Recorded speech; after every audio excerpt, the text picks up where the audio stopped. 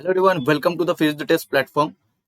ये लेक्चर में हम हार्डी विनबर्ग इक्विलिब्रियम डिस्कस करने वाले हैं और कुछ स्टैंडर्ड टाइप्स के जो क्वेश्चंस है जो कि यहाँ से पूछे जाते हैं। There are around 5 to 6 standard type of questions, तो वो भी हम at the end of this lecture discuss करने वाले हैं और उनको सॉल्व करने का अप्रोच भी हम समझेंगे स्टेप बाय स्टेप। ठीक है, बहुत ही ज्यादा इंपॉर्टेंट टॉपिक है for all life science exams. ठीक है, तो जितने भी लाइफ साइंस एग्जाम्स है वो सारे एग्जाम्स में ये टॉपिक बहुत इंपॉर्टेंट है। एक क्वेश्चन तो हर बार पूछा ही जाएगा। ठीक है, तो ये इतना इंपॉर्टेंट है। ओके, और सॉल्व करने का तरीका बहुत इजी है, इसमें थियरी नहीं है। हालांकि अगर रेफरेंस बुक में आपको इसके ऊपर थियरी मिले फिर भी आप उसको नहीं पढ़ोगे। ठीक है, क्योंकि थियरी से आज तक क्वेश्चन नहीं आया है, न्यूमेरिकल से क्वेश्चन आते हैं। ठीक है, तो there are certain things to know before understanding Hardy Weinberg equilibrium. तो वो क्या क्या चीजें हैं वो हम ध्यान से समझते हैं। ठीक है, in Hardy Weinberg equilibrium dominant allele is considered as P and recessive allele is considered as Q।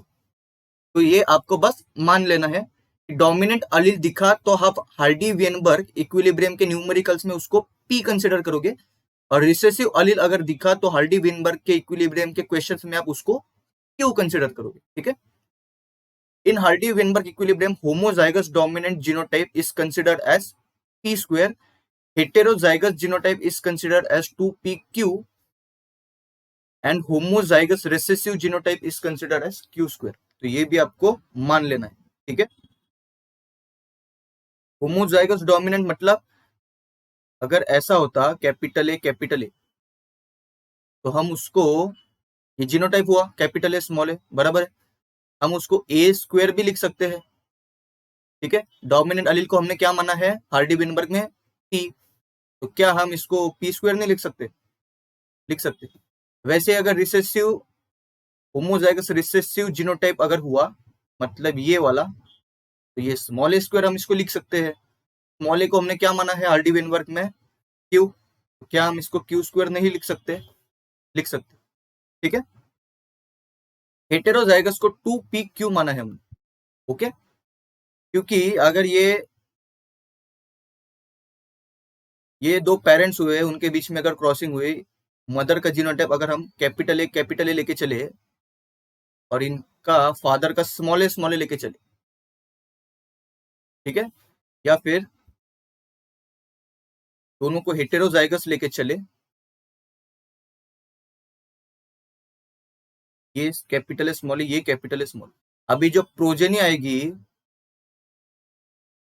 उसको अगर हेटेरोजाइगस बनना है तो कैपिटल ए यहां से भी आ सकता है और यहां से स्मॉल ए आएगा। या तो दूसरा पॉसिबिलिटी क्या है? दूसरा पॉसिबिलिटी क्या है? कैपिटल ए फादर से भी आ सकता है और स्मॉल ए मदर से भी आ सकता है। तो ये पी है, ये क्यू है, ये पी है, ये क्यू है, तो पी क्यू पी क्यू। तो since there are two possibilities we are writing it as 2pq। खत्म। ठीक है, तो इसलिए हमने इसको 2pq लिखा है। समझा लॉजिक? कैपिटल ए मदर से भी आ सकता है और स्मॉल ए फादर से आ सकता है, या फिर कैपिटल ए फादर से आ सकता है एंड स्मॉल ए मदर से आ सकता है। तो कैपिटल ए स्मॉल ए बनने के दो पॉसिबिलिटीज है, मतलब PQ और PQ बनने के दो पॉसिबिलिटीज है, तो हम लिख देंगे 2pq। ठीक है, next point, to calculate allele frequency if genotype frequency is given we will take square root of the value of genotype frequency provided in the question। ठीक है, तो अगर ये जीनोटाइप है, हमको पता है कैपिटल ए कैपिटल, अगर इसकी कुछ फ्रीक्वेंसी दी है पॉपुलेशन के अंदर तो उसको हम क्या बोलेंगे? Genotype frequency. ए को हम ए स्क्वायर भी लिखते हैं। डोमिनेंट हुआ तो हम पी से उसको रिप्रेजेंट करते हैं। तो अगर पी स्क्वायर की वैल्यू दी है, मान लो पी स्क्वायर की वैल्यू दी है 0.64, मतलब जीनोटाइप की फ्रीक्वेंसी दी है आपको 0.64, और अगर आपको अलील फ्रीक्वेंसी निकालना है तो अलील क्या होता है, ये कैपिटल ए हो गया, ये स्मॉल ए हो गया। जीनोटाइप क्या होता है, capital A capital A small A small A capital A small A, ये जीनोटाइप हो गया। तो अगर आपको मान लो अभी ए के लिए अलील फ्रीक्वेंसी निकल रहा है, अलील अपन सिर्फ कैपिटल ए लिखेंगे, अगर कैपिटल ए लिखते तो वो जीनोटाइप हो जाता। तो ये क्या हुआ, ये कैपिटल ए अलील हुआ, मतलब डोमिनेंट अलील हुआ। तो अभी ये है पी स्क्वायर, उसकी वैल्यू है 0.64, और अगर हमको पी की वैल्यू निकालनी है तो ये तो एकदम कॉमन सेंस वाली बात है कि आप क्या करोगे, स्क्वायर रूट ले लोगे, ठीक है, इसकी वैल्यू आ गई अलील फ्रीक्वेंसी, ठीक है। तो हम स्क्वायर रूट निकालेंगे जीनोटाइप फ्रीक्वेंसी का। अगर उल्टा निकालना है to calculate genotype frequency if allele frequency is given, we can take square of the value of allele frequency provided in the question। ये तो उल्टी बात होगी ना इसकी। अगर ठीक है, ये मिटा दे तो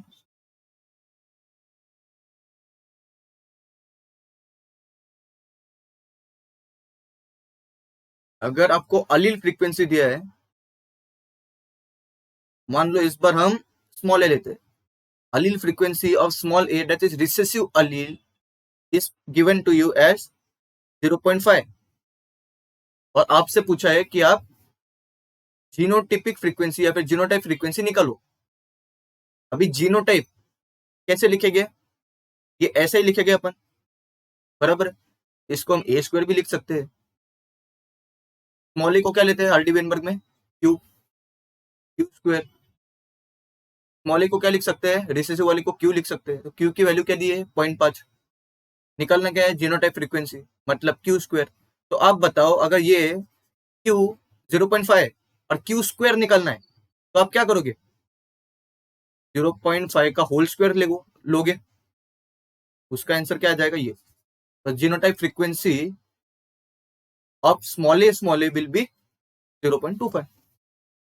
क्या मुश्किल है इसमें, तो इसमें समझना सिर्फ ये है कि डोमिनेंट अलील को हम पी लिखेंगे, रिसेसिव अलील को क्यू लिखेंगे, ठीक है। तो पी और क्यू ये अलीलिक फ्रीक्वेंसी होगी, और जीनोटाइप फ्रीक्वेंसी के लिए अपन स्क्वायर करेंगे, पी स्क्वायर क्यू स्क्वायर, ठीक है। तो ये चीजें थी समझने वाली।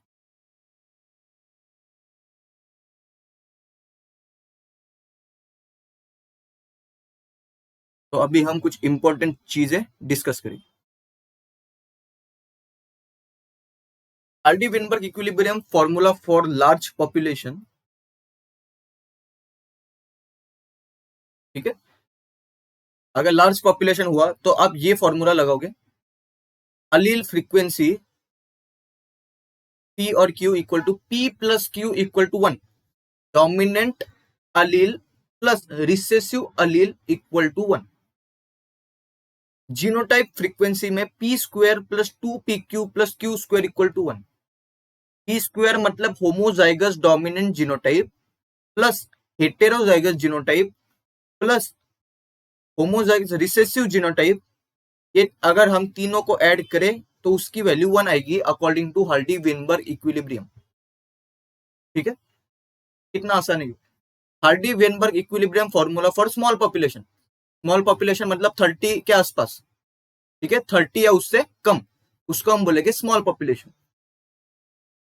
ऐसे कंडीशन में हमको अलील फ्रीक्वेंसी अगर अलील फ्रीक्वेंसी कैलकुलेट करना है, अगर हम पी की बात करें, मतलब to calculate allele frequency for dominant allele, हम कैसे निकालेंगे, P square plus half 2pq upon total. ये फॉर्मूला रटना है आपको, ठीक है। ये सारे फॉर्मूले इंपॉर्टेंट है, इसके अलावा इसके सिवा आपसे क्वेश्चन सॉल्व नहीं होगा, ठीक है। Q recessive frequency, sorry recessive allele का फ्रीक्वेंसी अगर निकालना है तो Q square plus half 2pq upon total हो जाएगा। जीनोटाइप फ्रीक्वेंसी अगर निकालना है तो P square upon total 2pq upon total Q square upon total. तो depending on what has been asked in the question आप फॉर्मूला लगाओगे और आंसर के तरफ आओगे, ठीक है। ये कुछ इंपॉर्टेंट है, ये भी है। यहां से तो क्वेश्चंस कम आते हैं, ठीक है, लेकिन हम पढ़ लेते हैं। ये इजी है, एकदम इजी है। Hardy Weinberg formula for sex linked genes. और ह्यूमन मेल की अगर हम बात करें तो दो टाइप के पॉसिबिलिटीज हो सकते हैं। एक्स कैपिटल है वाई पे कौन सा जीन प्रेजेंट है एक्स पे, कौन सा अलील प्रेजेंट है एक्स पे, कैपिटल है। कितने प्रेजेंट है, एक ही प्रेजेंट है। वाई क्रोमोसोम पे वो प्रेजेंट नहीं है, तो जीनोटाइप फ्रीक्वेंसी क्या हो जाएगी, सिर्फ ए। वैसे नीचे देखो, एक्स स्मॉल ए वाई, कितना अलील प्रेजेंट है, एक, तो जीनोटाइप फ्रीक्वेंसी भी हम स्मॉल ए की क्या लेते हैं, क्यू लेते हैं। But in the case of human female there are two X chromosome, तो कैपिटल ए अलील दो एक्स क्रोमोसोम पे प्रेजेंट हो गए। एक वाले एक्स क्रोमोसोम पे कैपिटल ए अलील, दूसरे वाले क्रोमोसोम पे कैपिटल ए अलील, तो जीनोटाइप क्या हो गया, ए लिखेंगे हम, सॉरी ऐसा लिखेंगे एक्स ए एक्स ए, तो जीनोटाइप फ्रीक्वेंसी क्या हो गया, ए स्क्वायर। लिख सकते हैं ना हम ए स्क्वायर जैसा। ए को क्या लेते हैं हम, डोमिनेंट अलील को क्या लेते हैं हम, पी लेते हैं, तो हम पी स्क्वायर लिख सकते हैं। But in the case of male there was only one dominant allele and one recessive allele on only one chromosome, that is X chromosome. लेकिन फीमेल में दो X क्रोमोसोम्स होते हैं, ठीक है, इसलिए जीनोटाइप फ्रीक्वेंसी को हम ऐसा लिखेंगे। यहाँ पे नीचे देखो X कैपिटल है X स्मॉल, तो हम 2p क्यों नहीं लिख सकते, लिख सकते। X स्मॉल है X स्मॉल है, तो ये ए स्क्वायर जैसा दिख रहा है आपको। स्मॉल ए या फिर रिसेसिव अलील को हम क्या मानते हैं, क्यों मानते हैं, हार्डी वेनबर्ग इक्विलिब्रियम, तो हम क्यू स्क्वायर लिख सकते हैं, ठीक है। तो ये इतना आसान है, okay. Things to understand before solving numericals, क्या क्या चीजों को समझना है वो मैंने यहाँ पे मेंशन किया। If the homozygous dominant genotype provided in the question, suppose capital A is 0.64, then the allele frequency for the dominant allele, that is capital A, will which we consider as P in Hardy-Weinberg equilibrium will be। तो ये तो हमने पहले भी discuss किया कि अगर genotype आपको दिया हुआ है क्वेश्चन में कैपिटल ए, तो क्या आप इसको ए स्क्वायर नहीं मान सकते। डोमिनेंट अलील को हम पी मानते हैं, तो हम पी स्क्वायर भी मान सकते हैं इसको। कितना दिया, अगर 0.64 दिया है, अलील फ्रीक्वेंसी पूछा है ए का, ठीक है। अगर ए का मतलब हम पी लिखते हैं डोमिनेंट अलील को हार्डी वेनबर्ग में, पी स्क्वायर की वैल्यू इतनी है, तो पी की कितनी हो जाएगी बताओ, वे रूट ले लोगे, 0.8 आ जाएगा, ठीक है। तो पी की वैल्यू कितनी है, 0.8। हमको पता है कि डोमिनेंट अलील का हमको पता चल गया अलीलिक फ्रीक्वेंसी कितना है, और अगर हमको रिसेसिव अलील की फ्रीक्वेंसी निकालनी है तो कैसे कैलकुलेट करोगे, हमको पता है P plus Q equal to 1। P की वैल्यू कितनी है, 0.8, तो 1 minus q equal to p हो जाएगा।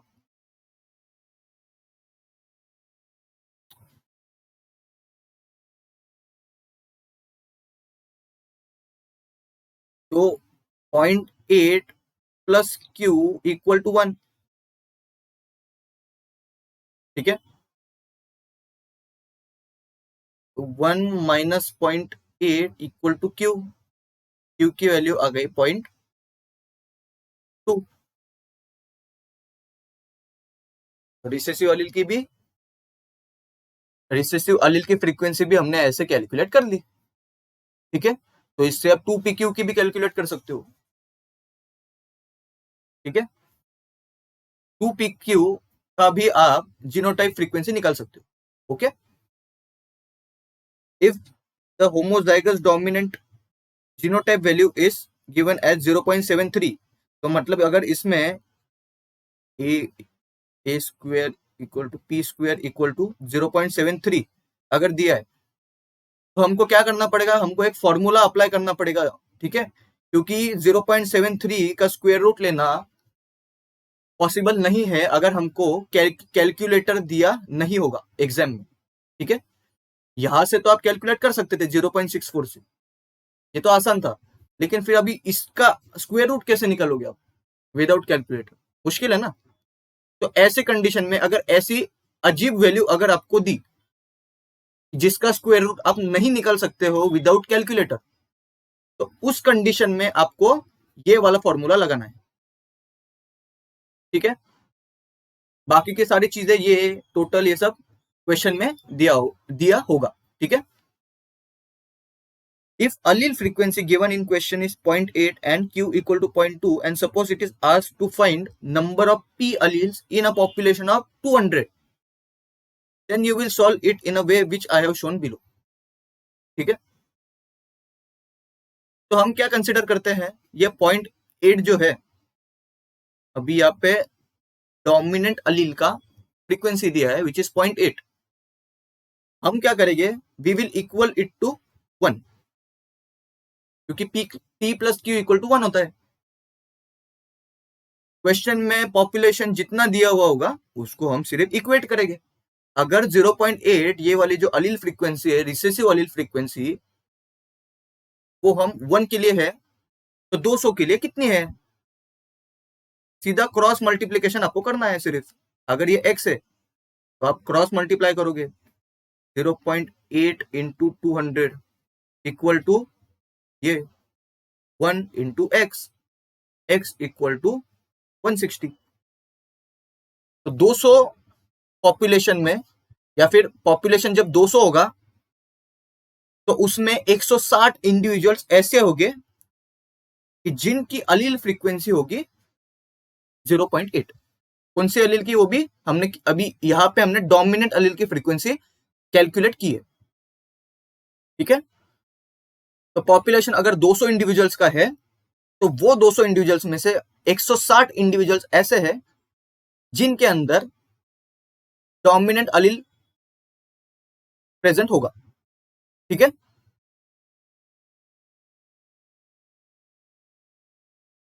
या फिर नंबर ऑफ डोमिनेंट अलील्स कितने होंगे 200 इंडिविजुअल्स में, ठीक है।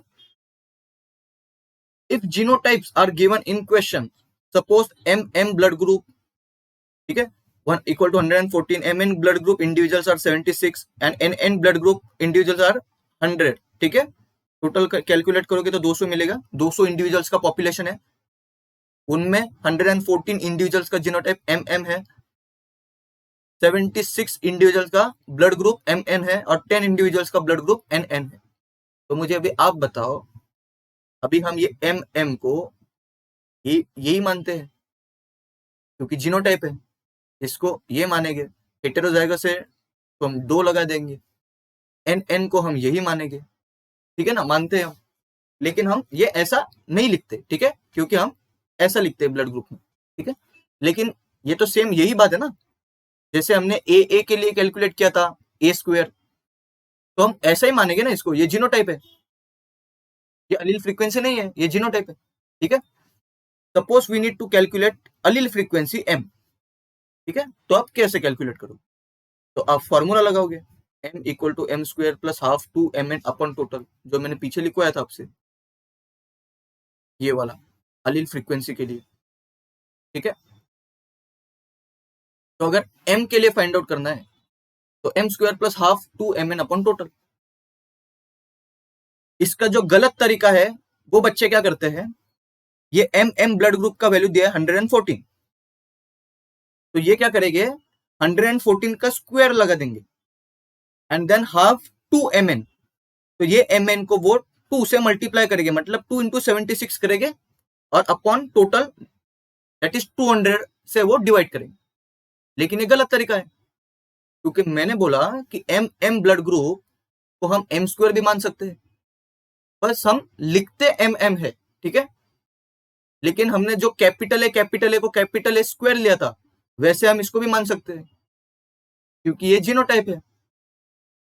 वैसे MN को हम 2MN मानेंगे, 2MN क्यों, क्योंकि मैंने डिस्कस यहां भी किया था आपसे कि वो हेटेरोजाइगस में 2 क्यों आता है, ठीक है, क्योंकि देयर आर 2 पॉसिबिलिटीज।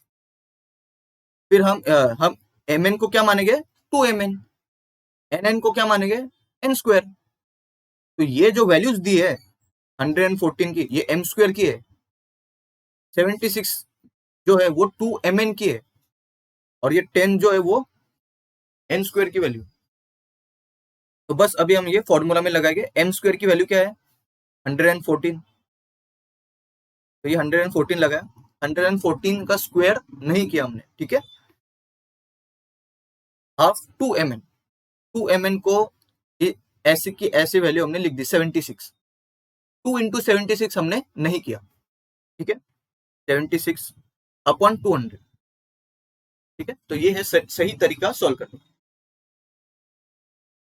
तो मैं साथ साथ ये भी बताते हुए जा रहा हूं कि बच्चे गलती कहाँ कर रहे हैं, ठीक है, तो इससे आपके क्वेश्चन गलत नहीं होंगे, okay. Fifth point is that usually we consider individual which show mutation has genotype q square, क्योंकि most of the mutations are recessive या फिर आर ऑफ रिसेसिव टाइप। तो अगर क्वेश्चन में दिया नहीं होगा कि हमको पी लेना है या क्यू लेना है, तो ऐसी कंडीशन में आप अगर म्यूटेशन शब्द आए क्वेश्चन में, तो वो इंडिविजुअल का जीनोटाइप आप क्या लोगे, क्यू स्क्वायर, ठीक है। अगर क्वेश्चन में ऐसा लिखा है कि अ रेयर रिसेस या फिर ऐसा लिखा है कि अ रेयर डिसऑर्डर, ठीक है, the frequency of rare disorder is 0.64, तो डिसऑर्डर की बात चल रही है, इंडिविजुअल की बात चल रही है, इसका मतलब अलील फ्रीक्वेंसी नहीं है। ये जो फ्रीक्वेंसी दी है आपको डिसऑर्डर वाली, वो जीनोटाइपिक फ्रीक्वेंसी है, ठीक है, ये बात भी ध्यान में रखनी है। वापस से बताता हूं, अगर क्वेश्चन में कुछ ऐसा दिया है कि a rare disorder has frequency of 0.64, तो ये बात किसकी चल रही है, जीनोटाइप फ्रीक्वेंसी की, ठीक है। अलील फ्रीक्वेंसी की बात ये नहीं चल रही। इंडिविजुअल को हम जीनोटाइप मानेंगे, डिसऑर्डर कॉज करवा रहा है तो भी हम उसको जीनोटाइप मानेंगे, ठीक है। तो ये जो वर्ड्स अगर आपको मिले क्वेश्चन में, उसका क्या मतलब बनता है, जीनोटाइप फ्रीक्वेंसी या फिर जीनोटाइप की बात चल रही है, ठीक है। अगर अलील फ्रीक्वेंसी आपको कैलकुलेट करना है तो वो स्पेसिफिकली आपको क्वेश्चन में दे देंगे कि calculate allele frequency of this and this, लेकिन जीनोटाइप की वो ऐसे कभी कभी वो जीनोटाइप की जो बात होती है वो क्लियरली वो मेंशन नहीं करते हैं, इसलिए बच्चे कंफ्यूज हो जाते हैं कि ये अलील की बात कर रहे हैं या जीनोटाइप की बात कर रहे हैं, ठीक है। ये क्लियर हो जाएगा जब हम क्वेश्चन अभी सॉल्व करने वाले, ठीक है। और ये कुछ फॉर्मूला है, ये आप रट के रख लो, ठीक है, खास करके ये दोनों वाले, इस पे सिर्फ एक बार क्वेश्चन आया है सीएसआर नेट में, तो आपको ये रटना पड़ेगा। P plus Q whole square का तो सबको पता है, P square plus 2 P Q plus Q square equal to 1। P plus Q plus R का होल स्क्वायर अगर कैलकुलेट करना है तो P square plus Q square plus R square 2 plus 2 P Q plus 2 Q R plus P R plus 2 P R equal to 1। और P plus Q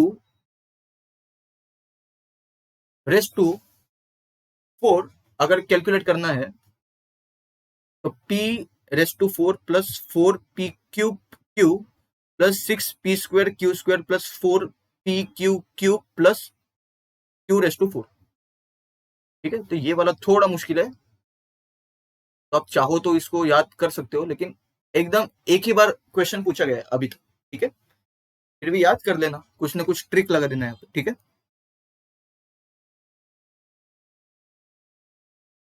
तो हम अभी one by one एक एक टाइप को डिस्कस करेंगे, ठीक है। और ये इतना आसान है सॉल्व करना कि मैं बता नहीं सकता। बच्चे इसमें फालतू में गलत कर देते हैं ये क्वेश्चन, लेकिन ये इतने आसान क्वेश्चंस होते हैं और बहुत स्कोरिंग होते हैं ना, तो इसमें आपको कुछ कंसेप्ट लगाना है ना थ्योरी लगाना है। ये प्रोबेबिलिटी इन जेनेटिक्स है ना, और पेडिग्री, तो वैसे वाले क्वेश्चन है, उसमें सिर्फ दिमाग लगा के सॉल्व करना है, ठीक है। Which of the following is correct frequency of capital H allele. तो ये देखो यहाँ पे क्वेश्चन में सीधा दे दिया आपको कि अलील फ्रीक्वेंसी निकालना है, and what will be the expected number of H H. तो मैंने आपको बोला कि एच एच ऐसा आए तो हम इसको एच स्क्वायर भी लिख सकते हैं, और ये डोमिनेंट है, डोमिनेंट को हम क्या लिखते हैं, पी लिखते हैं हार्डी विनबर्ग के लिए। तो पी स्क्वायर कैलकुलेट करना है इन गिवन पॉपुलेशन, तो ये टेबल दिया आपको, और कैलकुलेट करना है एच अलील, ठीक है। तो हमको तो ये पता है, मतलब हमको फॉर्मूला कौन सा लगाना है फॉर पी, ठीक है, क्योंकि पी क्या है डोमिनेंट। तो H equal to H square plus half two H H upon total. Total कितना है 90 प्लस 60 प्लस 50 करोगे तो हो जाएगा 200, ठीक है। इसको हम एच स्क्वायर भी लिख सकते हैं, हेटेरोजाइगस जब भी आए क्या लिखोगे 2 एच सीधा 2 एच लिखना है, ठीक है। क्या लिखोगे एच स्क्वायर। हम डोमिनेंट को क्या लिखते हैं पी से रिप्रेजेंट करते हैं हार्डी विनबर्ग, तो क्या ये पी स्क्वायर नहीं है, हाँ। ये 2p क्यों नहीं है, हाँ। ये क्यू स्क्वायर है, ठीक है। तो अभी इससे अलील फ्रीक्वेंसी निकल जाएगा। एच स्क्वायर कितना है वैल्यू 90। हम 90 स्क्वायर लिखेंगे क्या, नहीं लिखेंगे, क्योंकि ये वैल्यू एच स्क्वायर की है, ठीक है। प्लस हाफ 2h की वैल्यू कितनी है 60। हम 2 इंटू 60 करेंगे क्या, नहीं करेंगे, क्योंकि 60 is the value of 2h, ठीक है। टोटल कितने हैं 200, ये 30 हो गया 120 अपॉन 200, ये गया 2 6 जा 2 10 जा 2 3 जा 2 5 जा, ठीक है। तो ये कितना आता है अगर हम कैलकुलेट करें इसको 0.6। अलील फ्रीक्वेंसी आ गई 0.6, यहां से आपको आंसर मिल गया, ठीक है।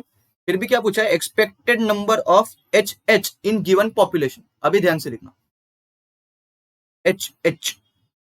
एच का अलीलिक फ्रीक्वेंसी अपन को मिल गया ये एच स्क्वायर अगर हमको करना है, ठीक है, मतलब पी स्क्वायर ये क्या है पी की वैल्यू है ये, ठीक है। तो अगर हमको पी स्क्वायर कैलकुलेट करना है तो एच स्क्वायर हो जाएगा, क्योंकि डोमिनेंट अलील है कैपिटल एच, और डोमिनेंट अलील को हम पी से रिप्रेजेंट करते हैं। अगर हमको एच फाइंड आउट करना है जीनोटाइप तो हम एच स्क्वायर लिखेंगे, मतलब डोमिनेंट अलील का होल स्क्वायर। तो 0.6 का होल स्क्वायर कितना है 0.36। लेकिन क्या ये आंसर है, नहीं है। 0.36 ये तो 1 के लिए है, पॉपुलेशन है 200 का, ये x हो जाएगा। बस क्रॉस मल्टीप्लीकेशन करना है, दूसरा कुछ नहीं करना है इसमें। 0.36 into 200 equal to 1 into X, तो इसका आंसर आ जाएगा 72। खत्म, option A will be the correct answer, ठीक है। आसान है। अभी ऐसे के ऐसे क्वेश्चन, सेम टाइप के क्वेश्चन आपके प्रैक्टिस के लिए मैंने ढूंढ के आपके सामने ये लिख दिया है। तो आप अभी ये लेक्चर होने के बाद खुद से प्रैक्टिस कर सकते हो। ये सब प्रीवियस ईयर के क्वेश्चन है, और ज्यादा तो पार्ट सी में भी इसके क्वेश्चन पूछे जाते हैं, ठीक है। नेक्स्ट, तो ये अलग टाइप है। इसमें दिया है कि in random sample of 400 individuals from a population with alleles of a trait in Hardy Weinberg equilibrium 36 individuals are homozygous for allele A, ठीक है। तो पॉपुलेशन में कितने इंडिविजुअल्स है 400,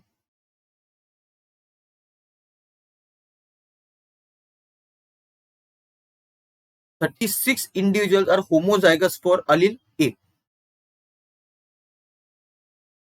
ठीक है। तो यहां पे 36 इंडिविजुअल ऐसे है कि जिनमें अलील स्मॉल ए प्रेजेंट है। How many individual are in sample are expected to carry at least one allele capital A, ठीक है। अभी होमोजाइगस फॉर अलील ए बोला है यहाँ पे, मतलब उनका जीनोटाइप क्या होगा ये होगा। और यहाँ पे बोला है कि एटलीस्ट वन अलील ए तो होना ही चाहिए, मिनिमम एक अलील तो होना ही चाहिए कैपिटल ए। ठीक है, तो जीनोटाइप में मिनिमम एक अलील तो होना ही चाहिए, मतलब ऐसा वाला। या फिर ऐसा भी हो सकता है कि दोनों के दोनों अलील्स कैपिटल ए हो। कंडीशन क्या रखी है क्वेश्चन में? एटलीस्ट वन डोमिनेंट, मतलब मिनिमम एक डोमिनेंट तो होना ही चाहिए। तो ये वाली भी पॉसिबिलिटी है, और दो अलील भी हो सकते हैं। ठीक है, तो हमको क्या कैलकुलेट करना है? A square plus 2pq, sorry,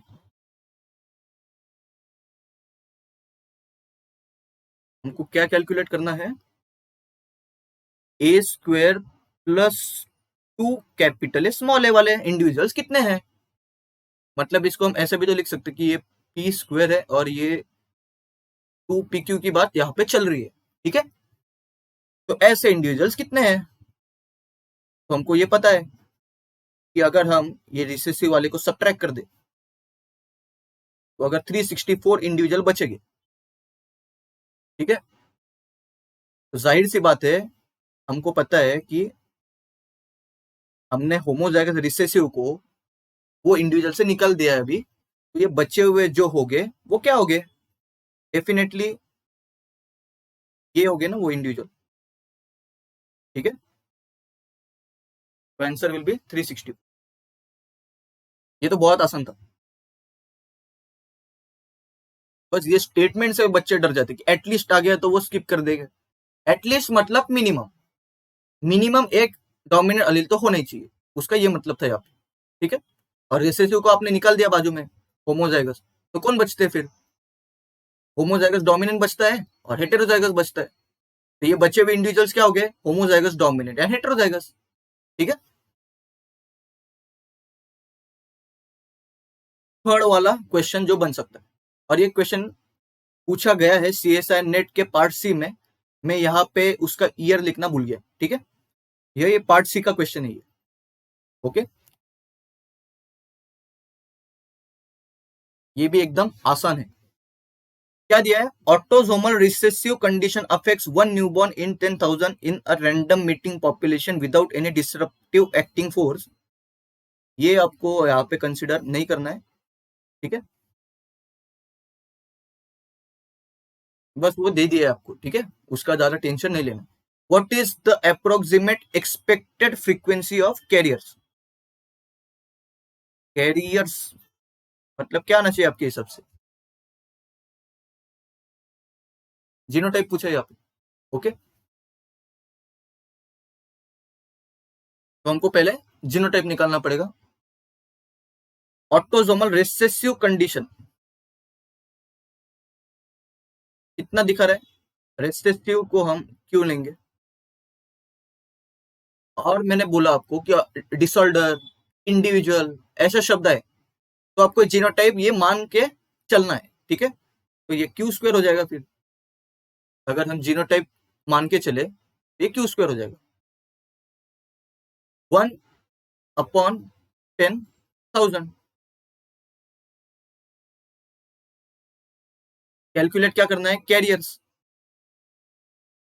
तो ये कैरियर हो जाएगा। ये रिसेसिव है तो हमने क्यू को कंसिडर किया, स्मॉल क्यू को, कैरियर यही होगा, है ना। तो ये कैलकुलेट करने के लिए हमको पहले क्या कैलकुलेट करना पड़ेगा? क्यू की एलील फ्रीक्वेंसी। तो क्यू क्या हो जाएगा?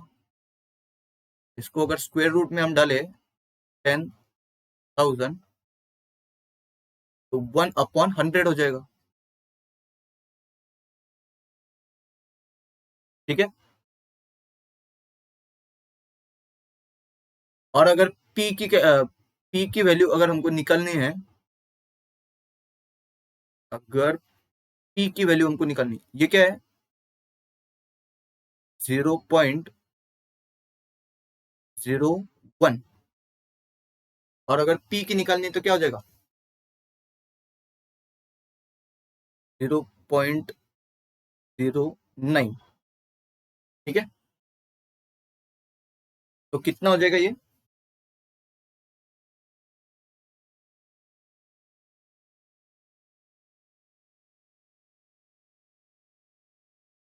ये हो जाएगा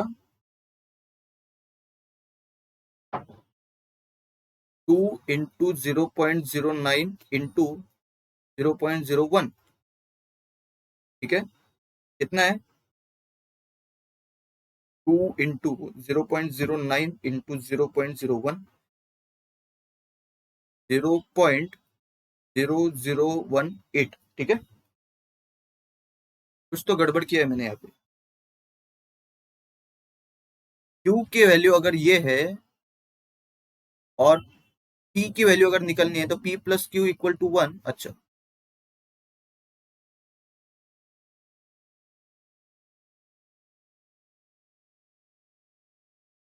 ये कैलकुलेट करने में गड़बड़ कर दिया ये आराम से ही सॉल्व करने पड़ते हैं। P plus Q equal to 1, ठीक है। P का हमको देखना है, इसका 0.01 है, इसका 1 है। P इक्वल टू 1 माइनस 0.01, इसका आंसर हो जाएगा 0.99, ठीक है। अभी इसको कैलकुलेट करना है हमको, तो ये दोनों पता चल गए। 2 इंटू 0.99 इंटू 0.01, ठीक है। अभी आएगा 0.99 इंटू 0.01, 0.0198। 0.19 के बाद क्या है? 8। तो हम इसको राउंड अप कर सकते हैं कि इट इज अप्रोक्सीमेटली 0.020, ठीक है। तो भी आप बोलोगे यहाँ पे तो ऑप्शन में कुछ अलग ही दिखा है, तो ये अलग कुछ नहीं है। ये 0.020 किसकी वैल्यू है? इसकी वैल्यू है 1/50 की, है ना। 1/50 अगर आप करोगे तो आपको मिलेगा 0.02। कहाँ पे है 1/50? समझा? तो इसको हमने जीनोटाइपिक फ्रीक्वेंसी माना क्यू स्क्वायर। रिसेसिव है, रिसेसिव को हम क्यू से रिप्रेजेंट करते हैं। और मैंने बोला कि कंडीशन, डिसऑर्डर, इंडिविजुअल ऐसे शब्द अगर क्वेश्चन में आए उसका मतलब होता है जीनोटाइप, ठीक है। तो जीनोटाइप फ्रीक्वेंसी की बात चल रही थी, कैरियर्स पूछे थे। कैरियर्स कैलकुलेट करने के लिए सिर्फ पी, सिर्फ क्यू निकालना जरूरी था। हमने क्यू निकाला, क्यू की अलिलिक फ्रीक्वेंसी मिल गई। पी प्लस क्यू के फॉर्मूले से हमने पी को कैलकुलेट किया, दैट इज डोमिनेंट अलील की फ्रीक्वेंसी मिल गई। फिर ये वैल्यूज हमने इसमें डाले, हमको ये मिल गया, लेकिन ये तो आंसर मिला था। फिर हमने ये ऑप्शन में से ढूंढा कि ये वैल्यू किससे मिल रही है, तो 1/50 से हमको 0.02 मिल रहा था। तो were correct answer will be 4। तो ऐसा भी पूछा जाता है, ठीक है। इस कंडीशन में अगर सिर्फ 0.02 मिलता आपको, और अगर आप ऑप्शंस को एनालाइज नहीं करते, तो आपको लगता कि यार मैंने तो कुछ गलती कर दी सॉल्व करने में, ठीक है। तो ऑप्शंस को भी कभी कभी ध्यान से एनालाइज करना पड़ता है, तो इसको भी आप कभी कभी डिवाइड करके देख लेना, ओके।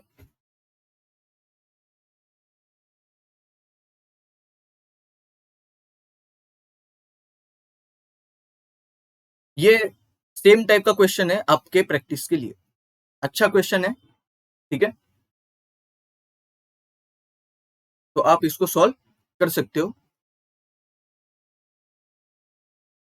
ओके। तो ये पॉज करके आप वीडियो को पॉज करके क्वेश्चन नोट कर लेना, ठीक है। और ये उसका ऑप्शन है, करेक्ट, ठीक है। Type 4 question, in a population the genotype frequency at a locus with two alleles A1 and A2 are A1 equal to 0.25, A1 A2 equal to 0.50 and A2 equal to 0.25. After 5 generations of selection, the frequency of A1 allele, the allele frequency की बात चल रही है, goes up to 20%, ठीक है। और जैसे कि मैंने पहले बोला आपको कि allele फ्रीक्वेंसी की बात जब चलेगी तो वो क्वेश्चन में आपको ऐसा दे दिया जाएगा, ठीक है। और जब नहीं देंगे तो आपको वो जीनोटाइप फ्रीक्वेंसी मान के चलना है, ठीक है। Assuming Hardy-Weinberg equilibrium for 5th generation, what is the percent increase in A1 genotype? तो ये क्वेश्चन CSR में नहीं पूछा है, पूछा जा सकता है, इसलिए मैं ये कवर कर रहा हूँ, ठीक है, क्योंकि अच्छा क्वेश्चन है। Percent increase in A1 genotype, तो A1 स्क्वायर लिख सकते हैं हम, और यहाँ पे ना तो आपको डोमिनेंट दिखाया है ना तो यहाँ पे रिसेसिव दिखाया है, यहाँ पे सिर्फ A1 A2 की बात चल रही है। तो आप अपनी मर्जी का इसको कुछ भी मान के चलो, मान लेते हैं कि ये पी स्क्वायर है, ठीक है। तो A1 का पूछा है, A1 कितना था, 0.25, और उसकी फ्रीक्वेंसी कितनी बड़ी, 20%। तो पहले हम क्या करेंगे, A1 मतलब कि जो A1 स्क्वायर है इसकी वैल्यू 0.25 है, उसका अगर हम अलील फ्रीक्वेंसी निकालें, मतलब A1 का अगर हमको अलील फ्रीक्वेंसी निकालना है तो ये करना पड़ेगा। तो अलील फ्रीक्वेंसी मिल गया 0.5, कितने से बड़ा, 20% से वो बड़ा वैल्यू, क्योंकि वही लिखा है यहाँ पे, frequency of A1 allele increase by 20%, 20% into 20% of मतलब मल्टीप्लीकेशन 0.5, 21 जा 25 जा, कितना है,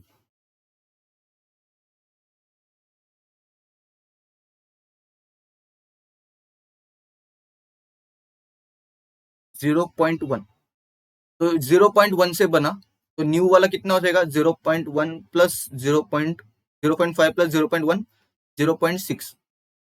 तो ये न्यू वाली अलील फ्रीक्वेंसी मिल गई हमको, बड़ी हुई, ठीक है। परसेंट इंक्रीज का फॉर्मूला ध्यान से समझना, और ये आपको रटना है। कभी कभी न्यूमेरिकल एप्टीट्यूड के सेक्शन में भी परसेंट इंक्रीज बहुत बार पूछा जाता है, तो ये वहां पे भी आपको काम आ सकता है।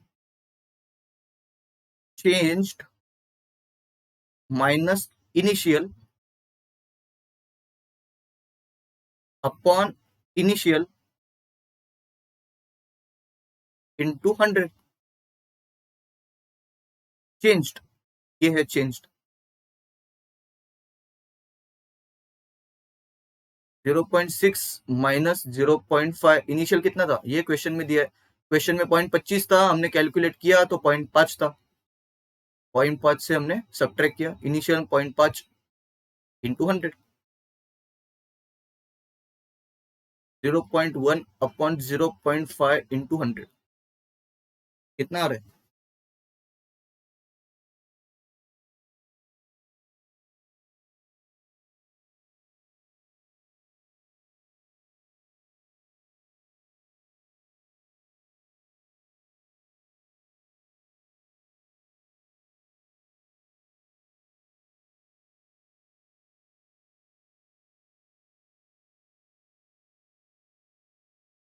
अच्छा। यहाँ पे परसेंट इंक्रीज इन जीनोटाइप पूछा है, ठीक है, अलील फ्रीक्वेंसी का नहीं पूछा है। तो हमको क्या करना पड़ेगा,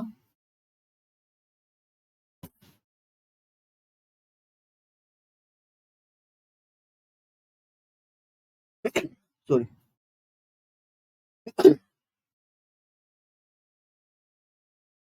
परसेंट इंक्रीज इन जीनोटाइप पूछा है ना यहाँ पे, तो ये इनिशियल वाला तो 0.25 हो जाएगा, न्यू वाले को क्या करना पड़ेगा, स्क्वायर करना पड़ेगा, A1 का स्क्वायर मतलब 0.6 का स्क्वायर करेंगे तो 0.36 हो जाएगा, ठीक है।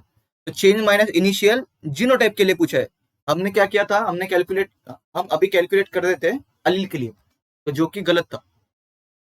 तो ये 0.36 माइनस 0.25, 0.25 तो क्वेश्चन में दिया हुआ था,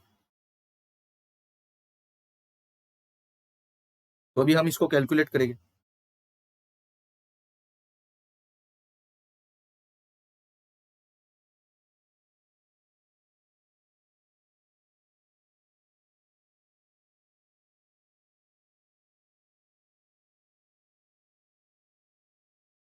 आंसर आ रहा है 0.44 इंटू 100,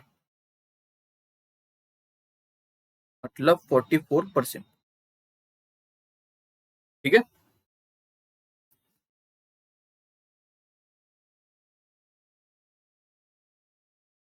ठीक है, तो ये 0.44 इंटू 100 से मल्टीप्लाई करने के बाद हमको 44% इसका आंसर मिल गया। ओके, तो ऐसा आपको इसको कैलकुलेट करना है। और मैंने जो यहाँ पे गलती की वो आप मत करना, आप ध्यान से देखना कि वो जीनोटाइप के लिए पूछा है या अलील के लिए पूछा है। ठीक है, और कौन सा बढ़ रहा है, वेदर अलीलिक फ्रीक्वेंसी बढ़ रहा है या जीनोटिपिक फ्रीक्वेंसी बढ़ रहा है, तो ये ध्यान से आपको देखना पड़ेगा क्वेश्चन क्या। ठीक है, सॉल्व फॉर योर प्रैक्टिस। अच्छा, तो ये टाइप 5 का क्वेश्चन है। If the allele frequency of I A I B and small I is 0.7, 0.2 and 0.1 respectively, determine the expected frequency of these blood groups. ऐसे केस में हमको क्या करना है, let P equal to I A equal to 0.7। ठीक है, Q को डेफिनेटली आप स्मॉल आई लोगे,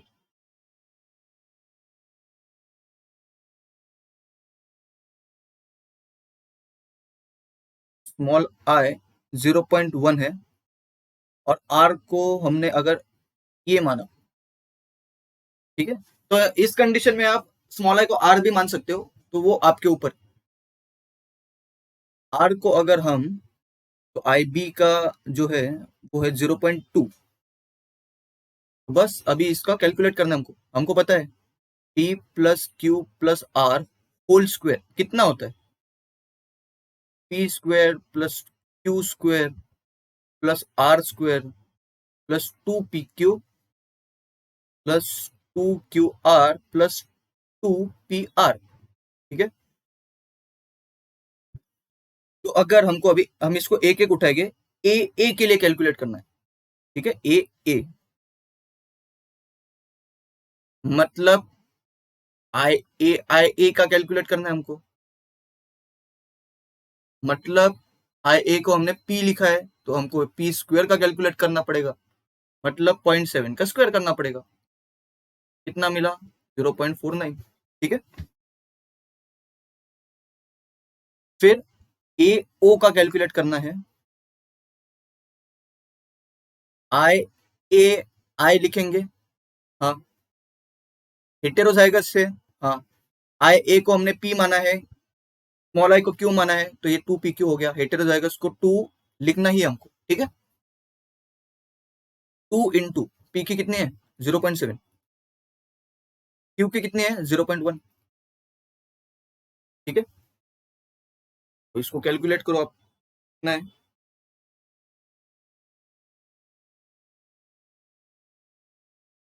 0.14। फिर वैसे ही आप बी के लिए कैलकुलेट करोगे, आई बी को हमने आर माना है, मतलब आर स्क्वायर निकालना पड़ेगा। कितना, 0.2 का होल स्क्वायर, 0.04। बी ओ को अगर कैलकुलेट करना है तो ये आई लिखेंगे। हाँ, आई बी को हमने आर माना है, आई क्यू है, तो ये हेटेरोजाइगस हो गया, तो हेटेरोजाइगस को 2QR नहीं लिख सकते हम, लिख सकते 2 इंटू क्यू का कितना है 0.1, आर का कितना है 0.2, कितना हो जाएगा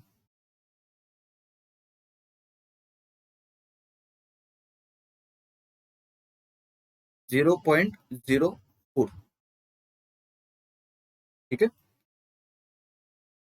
ए बी के लिए कैलकुलेट करना है तो इसका तो और आसान है, ये भी हेटेरोजाइगस है। ठीक है, आई ए को हमने पी माना है और आई बी को आर माना है, तो ये 2PR हो गया।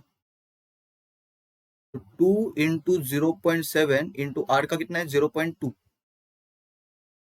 तो 0.28 हो जाएगा, 0.2 वही है शायद से 0.2, 0.28। फिर ओ के लिए, तो इसका मतलब तो ये स्मॉल आई है, स्मॉल आई को हमने क्यू माना है, तो ये क्यू स्क्वायर की बात चल रही है। क्यू की वैल्यू 0.1 है, क्यू स्क्वायर की कितनी हो जाएगी 0.01। ठीक है, तो ऐसे आपको कैलकुलेट करना। तो हमने P plus Q plus R square का भी टाइप देख लिया, ठीक है। और ये क्वेश्चन सेम टाइप का क्वेश्चन जिसमें p plus Q raise to 4 है, ये आपको यहाँ पे देखने को मिलेगा, जून 2016 में पूछा गया, ठीक है। शुरुआत के जो स्लाइड्स में मैंने इसका एक्सपांशन दिखाया था आपको फॉर्मूले का, वो एक्सपांड करोगे और ऐसे ही कंसिडर करके आप उसका आंसर निकालो, ठीक है। This is 6 type question. Rare X link disorder, मतलब वो अलील एक्स क्रोमोसोम पे प्रेजेंट होगी जिसकी वजह से डिसऑर्डर हो रहा है, ठीक है। Is present in the human population among males at a frequency of 1 in 10, ठीक है। The proportion of females who will suffer from same disease is about, तो एक्स लिंक डिसऑर्डर देखने को मिल रहा है 1 in 10। तो अगर हम मान के चले कि ये रिसेसिव टाइप का डिसऑर्डर है, एक्स लिंक रिसेसिव है, ठीक है, क्योंकि most of the disorders are recessive type, okay.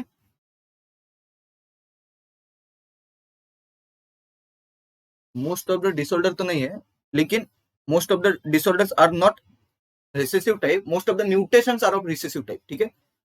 तो ठीक है, हम इसको अगर क्यू स्क्वायर मान के चले, तो ये अगर एक्स लिंक रिसेसिव टाइप का डिसऑर्डर मान के चले और फ्रीक्वेंसी दिखा रहा है ये 1 in 10, तो 0.1 अगर ये फ्रीक्वेंसी दिखा रहा है, तो इसका रिसेसिव अलील कितना हो जाएगा, ये हो जाएगा, ठीक है। तो हालत है, इसको कैलकुलेट करने की जरूरत बिल्कुल भी नहीं है, फिर भी हम देख लेते हैं।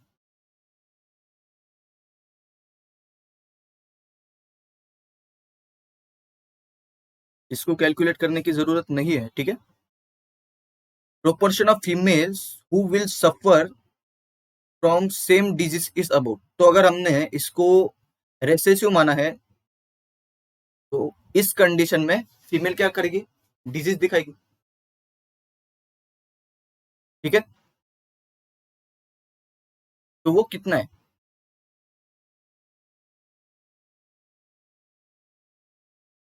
तो हमको क्या करना पड़ेगा,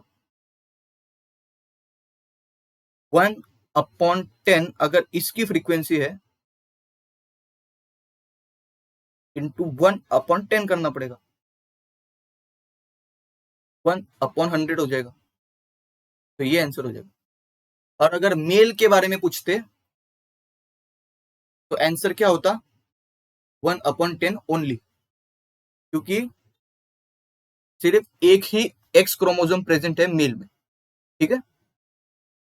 तो ये टाइप के क्वेश्चन बहुत इजी होते हैं सॉल्व करने के लिए, इसलिए ये क्वेश्चन ज्यादा पूछते नहीं है एग्जाम्स में, ठीक है। तो ये आपको समझ में आया होगा,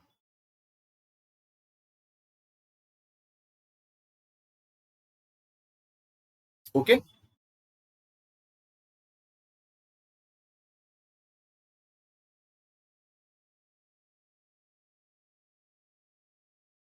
तो ये कुछ टाइप्स थे, 6 टाइप्स हमने कवर किए हार्डी विनबर्ग इक्विलिब्रियम के न्यूमेरिकल्स के साथ। बहुत ही ज्यादा इंपॉर्टेंट टॉपिक है, यहां से क्वेश्चंस आते हैं, तो इसका प्रैक्टिस करते रहिए। और प्रीवियस ईयर के जो जो क्वेश्चन मैंने स्लाइड में दिखाए वो भी आप सॉल्व करना, और अगर आपको कुछ अलग एग्जाम से भी क्वेश्चन मिले तो वो भी आप सॉल्व कर सकते हो, ठीक है। लेकिन आएंगे क्वेश्चन तो ये 6 टाइप्स में से ही आएगी, ठीक है। तो एक बार आपको ये समझ में आ गया कि कौन से टाइप का हो, कैसे सॉल्व करना है, तो सारे के सारे क्वेश्चन आपके बन जाएंगे, ठीक है। So I hope this lecture was very much helpful for you. So see you in the next lecture. Thanks for watching.